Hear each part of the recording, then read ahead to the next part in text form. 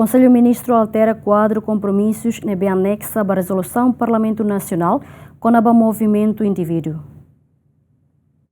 E a reunião do Conselho de Ministros aprova o projeto de proposta de resolução do Parlamento Nacional NIN, deve apresenta o vice-ministra de Assuntos ASEAN, Milena Maria da Costa Rangel, onde altera quadro compromissos nebe anexo à resolução do Parlamento Nacional número nulo resinen para Rihun Rural Lima, Loron Sanul Lima, fulang outubro, deve aprova a adesão acordo ASEAN com o movimento indivíduo. A iniciativa é objetivo mas ato substitui anexo nebe relaciona ao quadro compromissos ato nune pela garante a conformidade formal ao modelo comum nebe ASEAN adota para Estado membro roto. Posta resolução para o Parlamento Nacional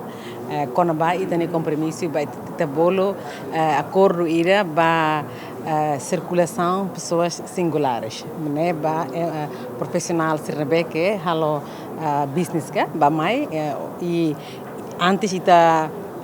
tama baseana ita finaliza tena, mas como foi da ocasião halo formato phone ita mos tem que ter formato phone ASEAN e né acordo que vinculativo, mas lo falmai parlamento é maior falmai Conselho de Ministros para depois ir para o Parlamento Nacional para ratificar.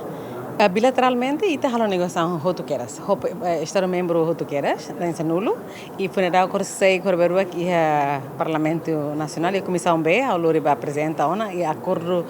quadro ira, cerebol ASEAN Framework Agreement on Visa Exemption. Aprovação e ratifica agora ne RASIC, ne ita usa retorno né para livre circulação entre membros país membro de cidadão sira ba passaporte tolo ne hoto serviços diplomático nomos comum né be